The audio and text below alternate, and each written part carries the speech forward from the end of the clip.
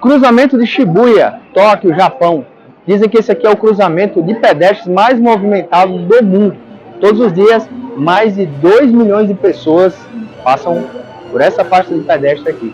Seja bem-vindo ao episódio 2 da nossa série A Medicina pelo Mundo. Hoje eu atravessei o Oceano Pacífico e cheguei aqui em Tóquio, no Japão, para falar como é que é o sistema de saúde do Japão.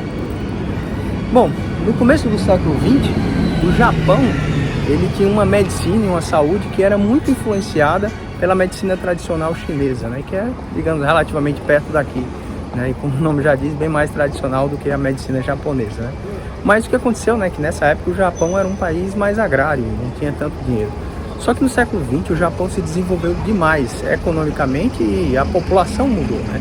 E aí eles começaram a investir pesado no setor de saúde e eles conseguiram construir um sistema de saúde que é universal, que consegue atender praticamente todo mundo que está aqui no Japão. Pra você ter uma ideia, todos os cidadãos aqui do Japão são obrigados a ter o seu seguro saúde, assim como os imigrantes que são residentes oficiais aqui.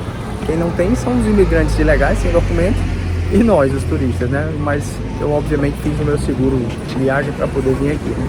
Mas eles têm um sistema que é praticamente universal, que atende mais de 99% das pessoas que estão aqui. E além disso é um sistema de saúde que é um sistema de saúde altamente eficaz. Eles investem pesado, mas a gente vai ver que esse investimento tem dado fruto. E como sempre, os dados aqui, ó, não mentem. Vamos falar um pouquinho sobre o raio-x da medicina aqui no Japão. Eles contam aqui com 78 faculdades de medicina para cobrir uma população que tem hoje mais ou menos 126 milhões de pessoas. É um pouquinho mais da metade da população do Brasil. E eles têm hoje 260 mil médicos trabalhando aqui no Japão e esse número tem se mantido estável. Pra você ter uma ideia? Em 2000, no ano 2000, eles tinham 2,1 médicos para cada 1.000 habitantes. Depois esse número, em 10 anos, em 2010, foi para 2,3 médicos para cada 1.000 habitantes e em 2020 chegou em 2,4 médicos para cada 1.000 habitantes.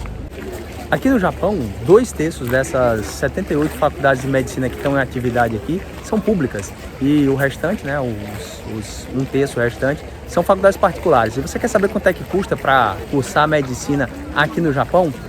R$26 mil, equivalente a R$26 mil, mas por ano, não por mês.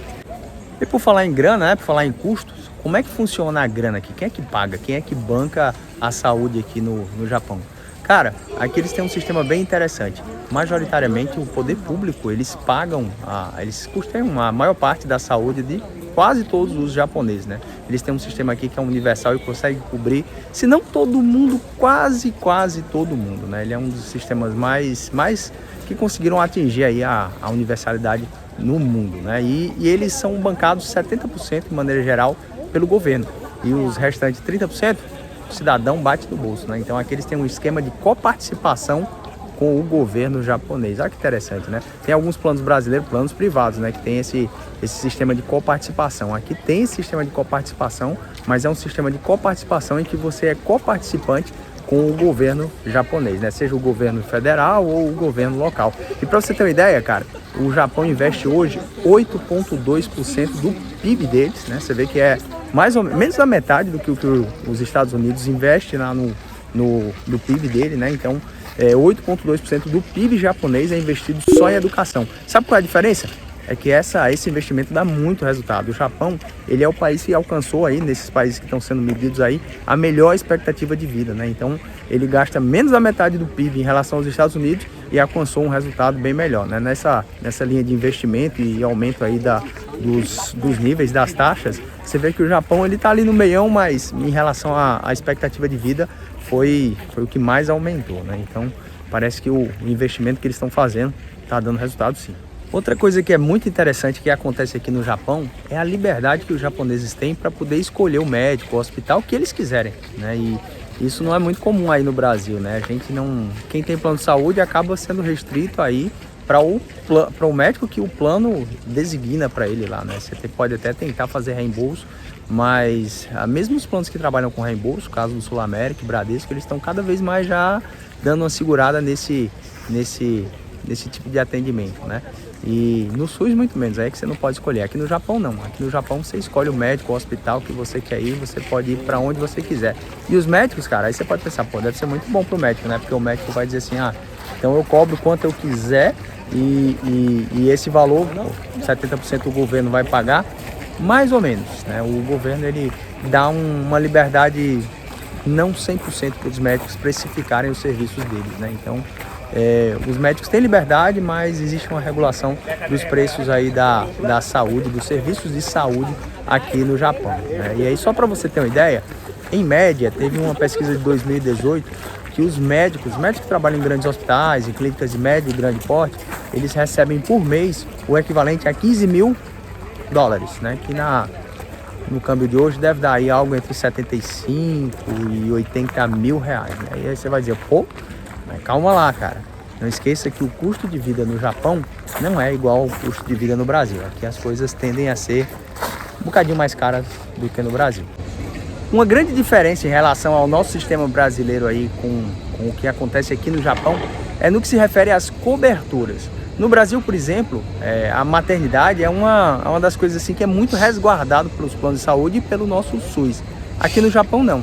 Os papais e mamães, eles têm que bater no próprio bolso e arcar com o parto. Embora que o governo ainda subsidie uma parte aí dos exames de pré-natal para poder prevenir aí alguns problemas durante a gestação. Por outro lado, existe uma cobertura quase que total e uma preocupação muito grande com as doenças psiquiátricas aqui no Japão. Inclusive, existe uma floresta, que não é essa que eu tô agora, é uma floresta chamada, acho que Akigahara, acho que é isso, né? Mas que as pessoas vão lá para se suicidar. Ela fica ali próximo a uns 100 e poucos quilômetros daqui de Tóquio e fica próximo ali aos pés do Monte Fuji, né? E as pessoas vão lá simplesmente para se suicidar, né? Então tem uma tempestade de depressão e suicídio aqui no Japão. Em relação à cobertura odontológica, né, existe uma cobertura parcial do governo e em relação à minha área, né, que é a oftalmologia, o governo até subsidia alguns óculos, mas muito mais para crianças e desde que tenha prescrição médica, né? O governo não subsidia prescrição de optometria, que também existe por aqui. E como é que é a cobertura, desculpe aí o trocadilho, né? Mas como é que é a cobertura dos planos de saúde, né? Da saúde privada, né? A saúde suplementar, ela existe? Existe sim, cara. E aí você vai dizer assim, pô, mas por que alguém iria fazer um plano de saúde suplementar se ele já tem uma assistência boa, que é a maior parte subsidiada aí pelo governo, ele só paga 30%. Se você é livre para escolher o seu médico, o seu hospital, você tem muita liberdade, muita integralidade aí no atendimento e tem universalidade, por que alguém pagaria? Existe, cara, eu vou te dizer que mais de 70% dos japoneses têm esse plano, né? Mas esse plano é muito mais vinculado ao trabalho deles, né? Aos empregadores, né? E esse plano, ele visa muito mais, ele tem relação com o seguro de vida e mais também com seguro de renda em caso de doença, né? Então eles pagam esse seguro para receber lá. Eu fiquei internado, eu tive uma doença que eu não vou conseguir voltar a trabalhar, então eles pagam o plano de saúde muito mais nesse sentido, mas esse plano, ele dá algumas coberturas adicionais aí para fazer um upgrade aí em cirurgias. De repente o cara precisa de uma prótese ou vai fazer uma cirurgia de catarata, precisa de uma lente especial, né? Então você tem uma cobertura extra com essa saúde suplementar que mais de 70% dos japoneses têm, né? Mas é muito mais por preocupação em relação a se eu me acidentar ou se eu ficar doente e não poder trabalhar, né? Tem uma fonte de renda ali, né? Então os planos eles são mais nesse sentido. Bom, mas e aí? Você já conhecia essas curiosidades sobre o sistema de saúde do Japão? Ficou faltando alguma informação, alguma coisa de informação que você queira corrigir?